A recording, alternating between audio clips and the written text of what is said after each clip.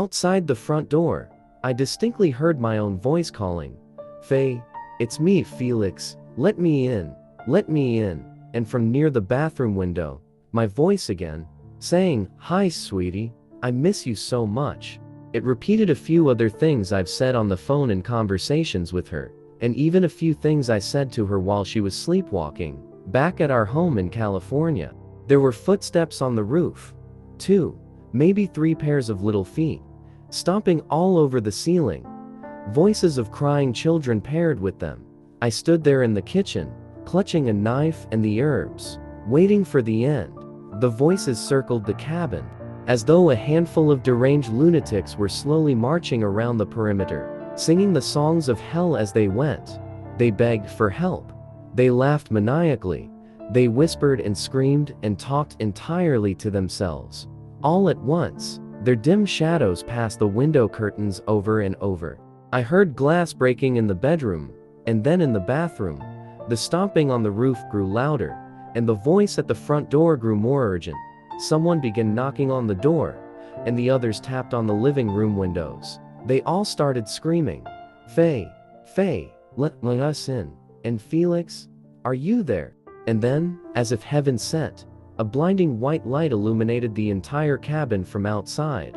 All of the window curtains at the front of the house lit up, and the sound of motors drowned out the hellish cries.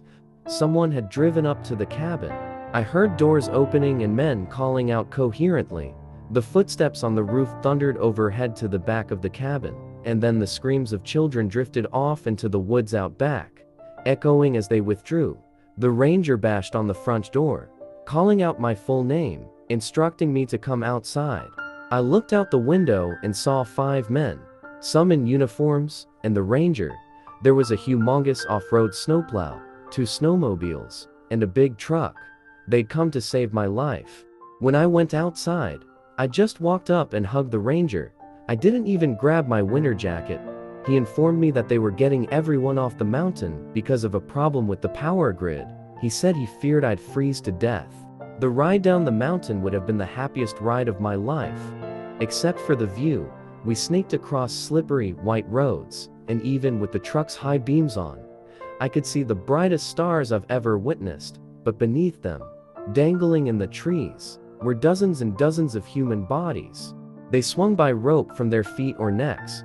Some of them were flayed or missing parts. The ranger did not appear to notice, and I kept my mouth shut. As they passed overhead on our downward crawl, I could almost make out their frozen faces, lifeless for years, maybe decades. Their black blood stained the trunks of the trees. I'm not sure if these were the spirits Taiwi talked about, or if I had simply been experiencing temporary insanity. I'm not sure I'll ever know who they were, but I'm guessing that if the ranger showed up any later, I would have become one of them. I will never forget the haunting image of passing underneath them. We arrived at the ranger station and remained there overnight.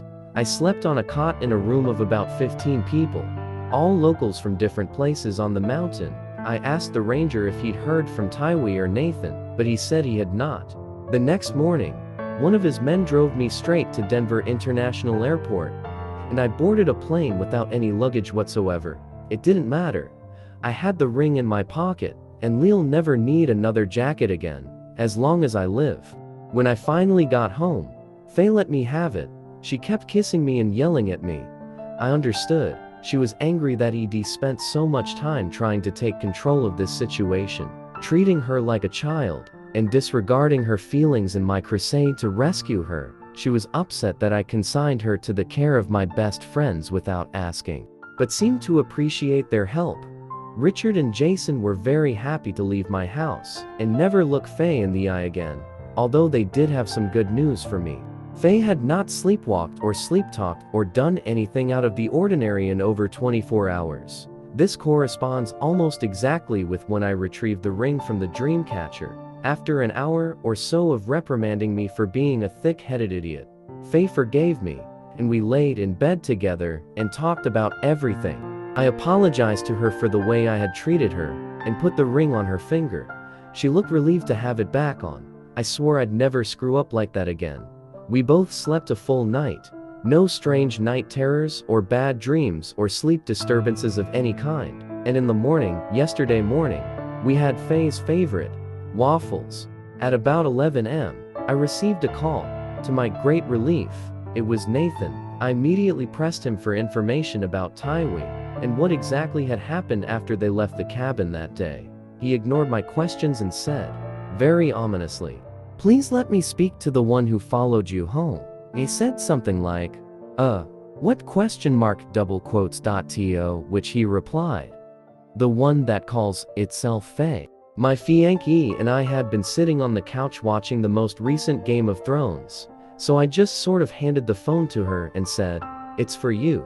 She put it to her ear and said, "Hello," and then listened for about a minute. I could hear Nathan speaking, but I could not make out what he was saying. Suddenly, a volcano of black puke exploded from Faye's mouth. It absolutely covered the couch and carpet, and sent me nearly jumping out of my skin in the process. Faye doubled over onto the floor like a ragdoll.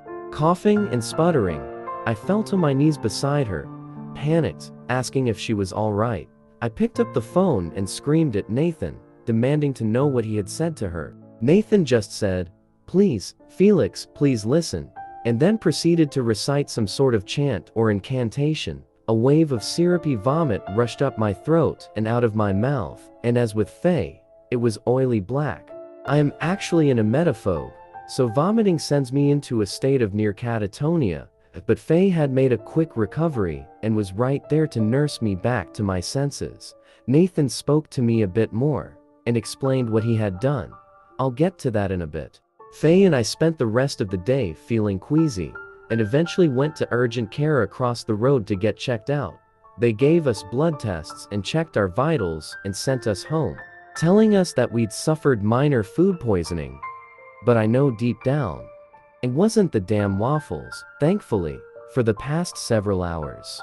We've been feeling much better. I mentioned a while back that Taiwi and Nathan had a disagreement over who the real Faye was, and whether it was even possible for a duplicate of my fiancée to exist. When they hiked back down the mountain from the cabin a few days ago, they had to go up into the forest to avoid the snow collapses all over the road. Out there in the woods, they heard the crying of a woman and followed it to an abandoned mine.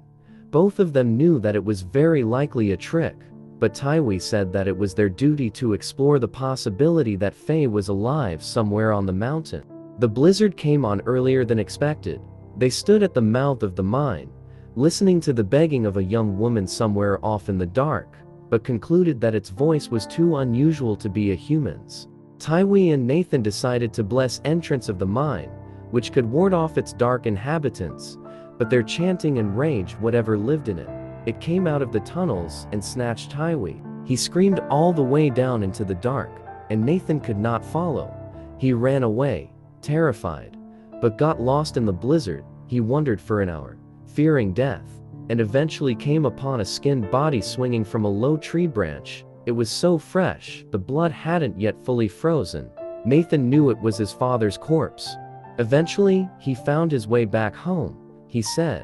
His father's voice guided him out of the squall. Nathan explained to me that the imposter's goal of taking over someone's mind was different from its penchant for killing people. These creatures hunt and kill at random, salvaging the human parts they need to walk the earth as mortals for a short time. But their real pleasure derives from conquering a person from within.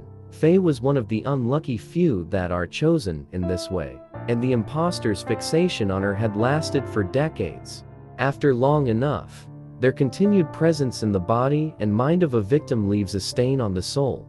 This corruption necessitates a purge, hence the barf party we held in the living room, whose stains, by the way, I have thus failed to banish. Nathan invited me to the funeral ceremony for Taiwi. I sadly declined, as I am already on the verge of losing my job and flat broke from this experience, but I promised that I'd honor his memory in my own way. I can't go back to that place. Fortunately, Nathan was more than understanding and promised we'd meet again soon. Team still thinking about all of this. I do not yet have all the pieces of the puzzle. If you're looking for all the answers, you're going to have to help me find them, but I think I have part of this figured out. The lamposter gave Faye's ring back to me, They wanted me to destroy the dreamcatcher. The ring was an object of great sentimental value, both to Faye and to our relationship. The creature used it to invade Faye's mind and control her thoughts. Its goal was to convince her that it was me, so that she would welcome it into our house late at night. The home, Nathan said, symbolically represents the body, just as the ring represents our union. To be welcomed into the home is to be granted access to Faye. But because the imposter could never learn everything it needed from Faye to mimic me, it gave up on that project and instead came after me. It returned the ring to me, thus giving up its power over Faye. But I broke the dreamcatcher to retrieve it.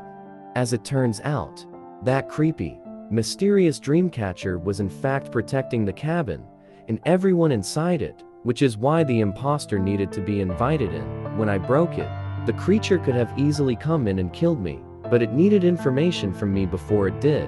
It needed to know one of Faye's darkest secrets to rule her. I'm not surely ever unravel the mystery of the number 5, but I do know one thing. Not knowing what it means actually saved Faye's life. I'm not sure I ever want to know. As for Faye, she's back to normal and in perfect health. She sleeps soundly and only mumbles a bit, which is pretty normal for her. Her sick sense of humor has returned as well. Last night as we went to sleep, she turned out the light and said to me, "Thank you for trying so hard." Then she leaned over and licked my face.